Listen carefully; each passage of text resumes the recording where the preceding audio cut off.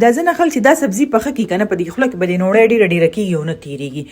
او زما دا دومره خوښ دي که نه چې زما په طریقه یې پاخه کړي که نه چې څوک یې نه هم خوري آب هم خوري. دلته به مونږ جوړو لګیا یو غوښه ټیپر مطلب چرګه ټیپر چکن شلجم. د دې سبزی چې د خپل دومره فائدې دي کنه په جمی کې چې کومې سبزیانې هم راځي خپل فائدې دي چې دا نه قبض وي د چا قبض ختمي چې د چا بلډ پریشر چتی نارمل کوي د خېټې بیماریانو له مفید او کچای او خوري سکین بم خسته کوي وینم صفا کوي لکه دومره فائدې دي او د سیب خورلو ضرورت هم نه او نن سبا لک خراغلی ډیر راغلی دي.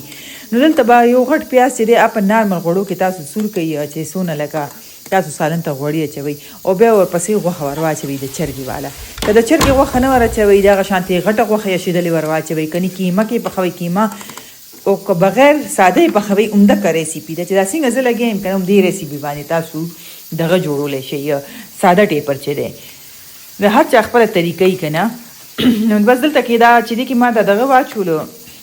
اوګه او د ادرک پیسټي باندې بس اوس ډکن کېدم دا به زه داسې 15 منټه پورې سره کوم چې کله دا غوښه ښه سره شو نو دې کې به اوس موږ د ټماټر او د شین مرچکي او املی دا به کې واچو. 2 ټماټر مې پیسټ جوړ کړی دی 2 کدرې چې څونه جوړولی شي اسې چې چرګې غوښه څه کې وي دې کې لږ ټماټر کم واچوي خیر دی. بس سره مې مالګه ور واچوله دا مالګه به ما سره کولو ټایم کې ور اچوله خو ما نه هېره وه. نیمې چمچ نه کم کورکمان او سور مرچکې مې 1 چمچ ور واچولو او د کټوۍ مساله مې 1 چمچ ور واچوله. نور سبزیانو کې مسالې خوند نه کوي او دلته مې پکې دا زیره پاوډر چې دغه ور واچوله نیمې چمچ نه زیاته. خو دې ټیپرو کې چې مساله نه وي که نه والله خو که یشېدلې خو مو تېرم شو دا درته ښکاره وایم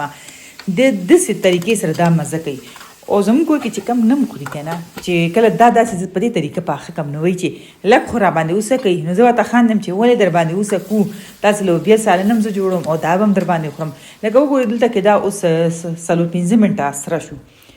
نو که تاسو غوښه بیخي نرمه خوښه خو دې ځي کې ښه نرمولی شي کنې ټیپر سره هم دا نرمېږي به نو بس دلته نه به نه دا سالن نیموچت کو ولې چې دونه اسراف به نه کوو چې دې ته به ټولو ته ټیپر ور اچوو. ځنه خلک نه خوري که نه کور کې 2 کسان داسې دي چې هغه دا ټیپر شوق سره نه خوري. نو بیا زما نه یې خوښ چې روټۍ ته کیني انسان او چې اکسي خوښ نه خوري. ښه دلته ما ټیپر یشولو دا 1 کیلو ټیپر به وي عامې دې کې ور واچولو چې اوس مې دا پکې واچول د ډېرو خلکو به داسې ژوندي خوښي چې ژوندي خوښي مې ماتوئ پکې لږ سره کوي او یو پیاله اوبه ور واچوي ډکن پکې دی چې ښه مطلب دا د غوښې خوند دې کې لاړ شي. خو زه خو ځکه ماتوم چې زمونږ داسې نه خوښ داسې غټ غټ مو نه خوښ زمونږ مات شوي خوښي دا د خپله هر انسان خپله خوښه ده. ځنه خلک به وایي چې حلوا دې جوړه کولی تنقید کول ډېر اسان دی خو